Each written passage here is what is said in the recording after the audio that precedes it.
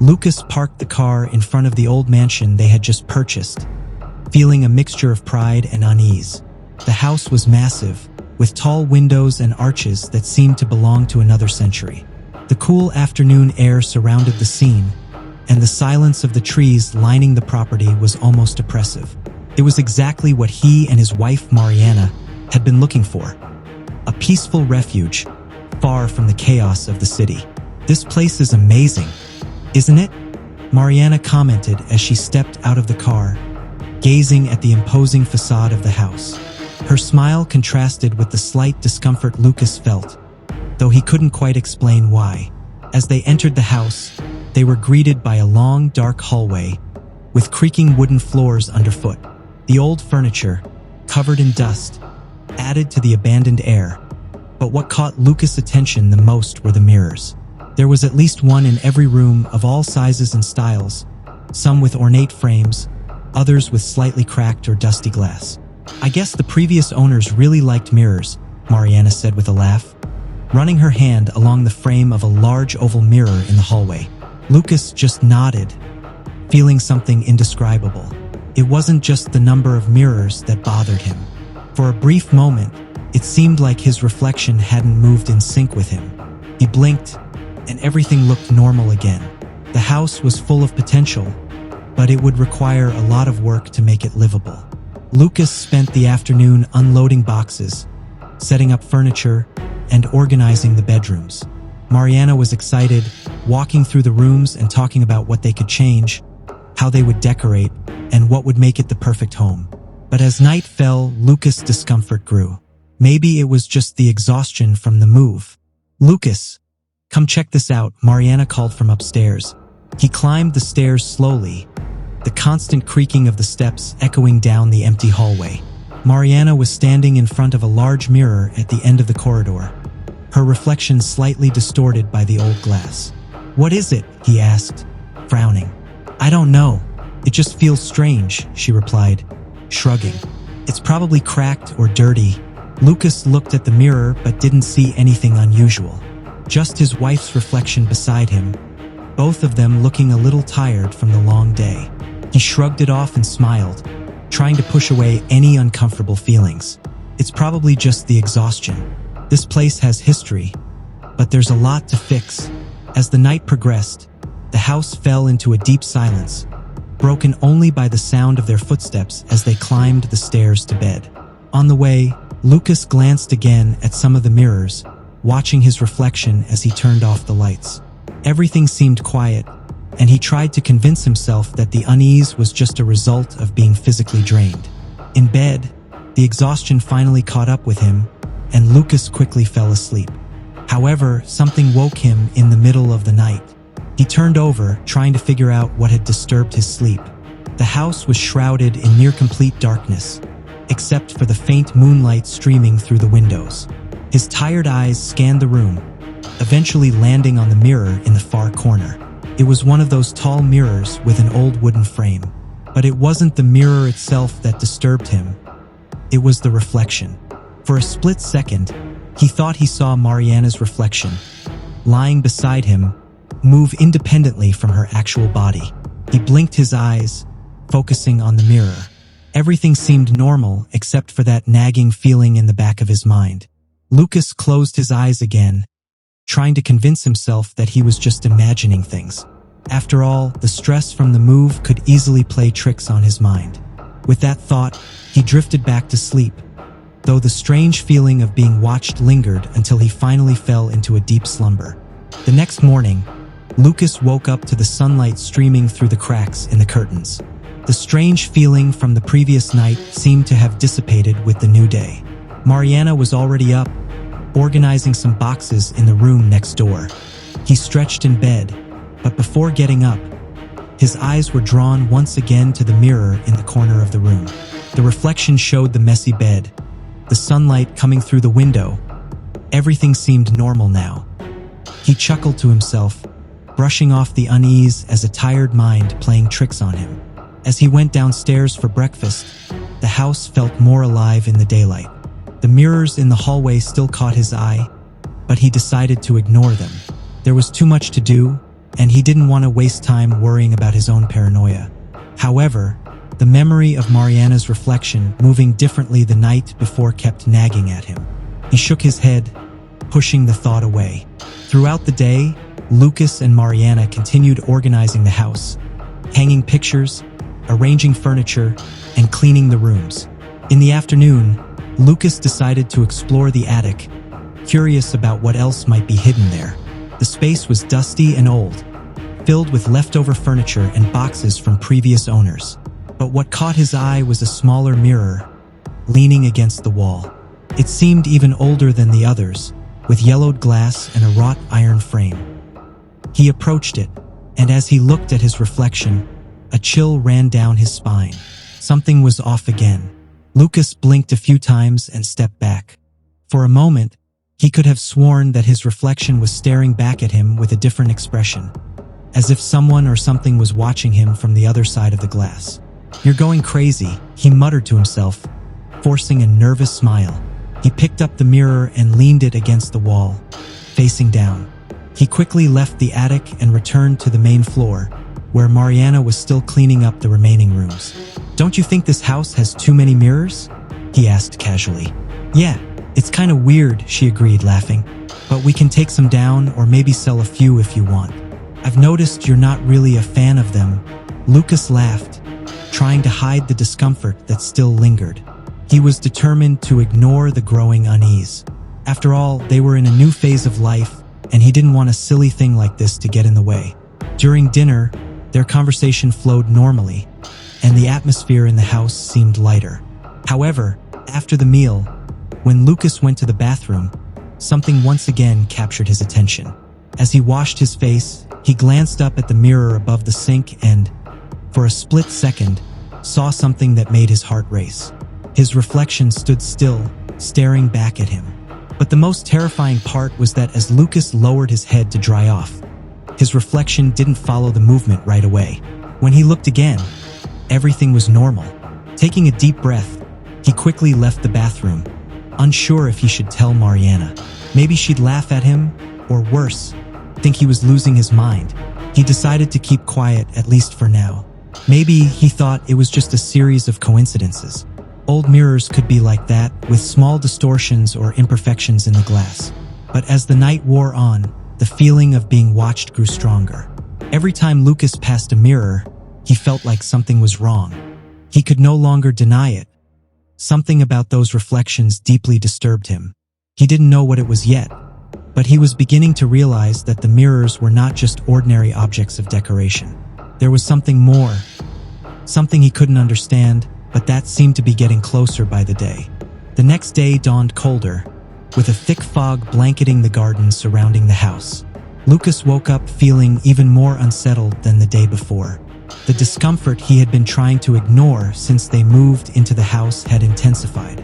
Mariana, on the other hand, was cheerful and busy, organizing the living room, moving furniture, and hanging pictures. Lucas tried to focus on helping her, but his mind kept drifting back to the mirrors. He found himself avoiding looking at them directly, especially as he walked through the hallways, as if he feared seeing something he couldn't explain. In the late afternoon, while organizing the attic, Lucas came across a dusty wooden box hidden between old furniture and a few ancient books. He pulled the box closer to the small attic window and opened it, revealing a leather-bound diary with yellowed pages. Curiosity overtook him, and he sat on the floor, slowly leafing through the diary. The first few pages were simple accounts of the daily life of a man who seemed to be the house's previous owner. Small details about renovations, weather, and family routines. But as Lucas flipped through the pages, the entries became darker. The man began to write about strange occurrences involving the mirrors in the house. The tone of the diary grew increasingly disturbing as the former owner described his growing paranoia and the bizarre things he started to see in the reflections. "The mirrors in this house are not normal," one entry read. "They don't just show what's in front of them.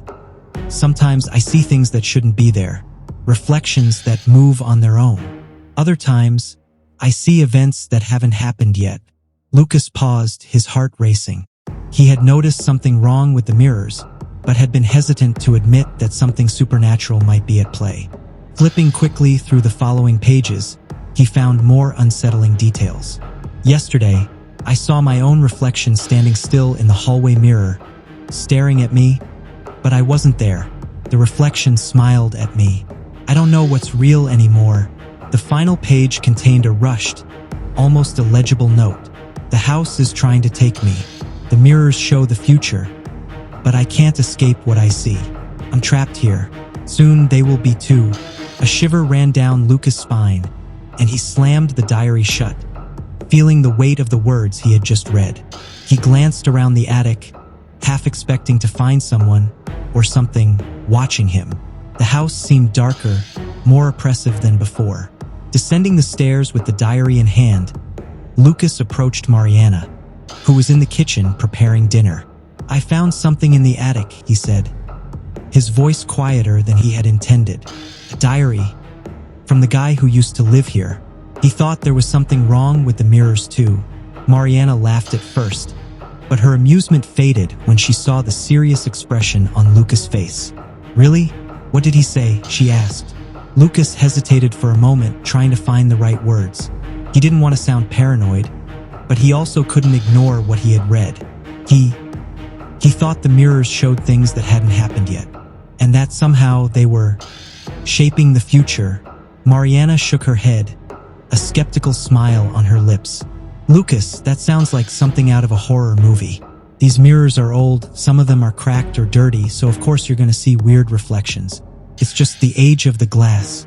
He knew she would say something like that. Mariana had always been practical, never the type to get swept up in superstitions or ghost stories. But Lucas' unease was real. He could feel that something was off, something he couldn't just brush aside. "Maybe," Lucas murmured, though his voice lacked conviction. "But something's here, Mari. Can feel it." Mariana sighed, stepping closer and taking his hand. "Look, if these mirrors are bothering you that much, we can cover them up or even take them down. I don't want you feeling like this. We'll make the house ours, without these old things haunting us. Okay?" Lucas nodded, relieved that she was at least willing to do something about it. But deep down, he knew that covering or removing the mirrors wouldn't be enough. There was a connection between them and the house, something he didn't fully understand yet, but that he was beginning to feel more strongly with each passing day. As night fell and the house was once again plunged into its typical eerie silence, Lucas found himself unable to avoid glancing at the mirrors in the hallway. Each reflection seemed deeper, darker, as if there was an abyss on the other side of the glass, waiting to pull him in. He knew he should have told Mariana more, especially about the diary's final entry, but the fear of sounding crazy held him back. He would have to deal with this on his own, and deep down, he knew that the answers lay within the reflections. The following days blurred together for Lucas. The feeling of constantly being watched by the mirrors in the house was consuming him. Every time he passed by one of them, he couldn't shake the sensation that something was lurking, waiting for him on the other side. Mariana, worried about Lucas' state of mind, kept insisting that he needed rest, but he knew rest wasn't the solution. Something was wrong with the house, deeply wrong, and he couldn't ignore it any longer. That night, Lucas made a decision. If the mirrors were the source of the problem, he would get rid of them. Every single one. The house seemed rooted in a terror that came from those reflections, and he could no longer bear the disturbing visions. The idea was simple: destroy every mirror in the house. While Mariana slept, Lucas quietly got out of bed. He grabbed a heavy hammer from the garage and began walking through the house toward the mirrors. His footsteps echoed down the empty hallway, and the silence in the house made the weight of his mission feel even heavier. The first mirror was in the hallway, the same one that had unsettled him so many times before. With a determined motion, Lucas raised the hammer and smashed it into the glass. The sound of the shattering mirror echoed through the house, and for a brief moment, he felt a wave of relief. He looked down at the shards of glass scattered across the floor, breathing heavily. But something still bothered him. Even with the mirror broken, he couldn't shake the feeling that he was still being watched. Ignoring the sensation, Lucas continued. One by one, the mirrors were destroyed. Each swing of the hammer released his pent-up frustration and fear, but at the same time, it heightened his sense of urgency. He couldn't explain it, but with every mirror that shattered, he felt closer to some sort of revelation, as if he were being led to a final confrontation with whatever was lurking inside the house. At last, he reached the final mirror, the largest one in the living room. This mirror was the most imposing, and for Lucas, the most threatening. As he faced his reflection in it, he realized that this was the true challenge. The visions he'd had over the past days flashed through his mind. The sinister smile of the distorted reflection, the hollow eyes that seemed to mock him, the constant feeling that something was waiting to be set free. Lucas took a deep breath, tightening his grip on the hammer. He stepped forward, ready to smash it once and for all. But just as he raised the hammer, something stopped him in his tracks. The reflection in the mirror wasn't his, or at least not the one he expected. It was his image, yes, but something was terribly wrong. The face staring back at him was deformed, with pale skin and hollow, empty eyes. Slowly, a grotesque smile spread across the reflection's face, as if it knew what Lucas was about to do. "Stop," the figure in the mirror whispered. The voice didn't seem to come from the glass, but from inside Lucas' own mind. "You can't destroy me." Lucas stepped back, his breathing growing shallow and erratic. He blinked, trying to rid himself of the vision, but the distorted reflection remained, pressing its hands against the glass as if trying to escape. Lucas took another step back, his knees nearly buckling from the fear. "Who are you?" he murmured, terror gripping his voice. "I am the real one," the reflection answered, the smile widening grotesquely. "And you are just a shadow." The realization hit Lucas like a blow. Suddenly, everything made sense. The mirrors, the reflections that moved independently, the disturbing sensations. He wasn't who he thought he was. From the moment he entered the house, something had changed. Or maybe something had always been wrong from the start. He had been taken. Lucas let out a scream of desperation, raising the hammer once more. But before he could strike, the reflection moved with inhuman speed. The distorted figure pushed through the mirror as if it were made of water, and Lucas felt a cold, crushing force hit him squarely in the chest. It was as if his very soul was being torn from his body. He collapsed to his knees, feeling the strength drain from his body. The reflection now stood outside the mirror, looking down at him with a satisfied expression. "Your time is over," the figure said. "Now I am you." Lucas' vision began to fade. He tried to speak, tried to scream, but no sound came out. The last thing he saw before losing consciousness was the figure turning and walking out of the room, taking his place in the house. Lucas awoke with a suffocating sensation of cold and emptiness. When he opened his eyes, he immediately felt something was terribly wrong. He was no longer lying on the living room floor, as he had expected. Instead, he was surrounded by an oppressive darkness. There were no walls, no furniture, no lights, just an endless, dense void. He tried to move, but his body felt sluggish, almost immobile, as if trapped in something invisible. Panic began to rise in his chest as he realized where he was. On the other side, he could see the house. He was inside the mirror.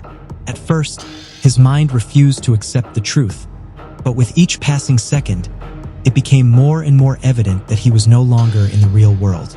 It was as if he were observing the living room through a thin layer of glass, unable to interact with anything around him. He tried banging on the glass, screaming, but no sound came out. He was trapped, and then he saw it, the one who now wore his face. The distorted figure that had once been trapped in the mirror was now walking freely through the house. The imposter moved with the confidence of someone who had always belonged there, walking as if savoring the newfound freedom. Lucas watched helplessly as the reflection took over his life. He saw the creature sit on the couch, relax, open the fridge, and even drink the coffee Mariana had made the next morning. Desperate, Lucas tried every possible way to get his wife's attention, now living with the imposter. He screamed, though no sound came from his lips, and furiously banged on the glass, trying to break the invisible barrier between him and the world he once knew. But nothing happened. Days passed.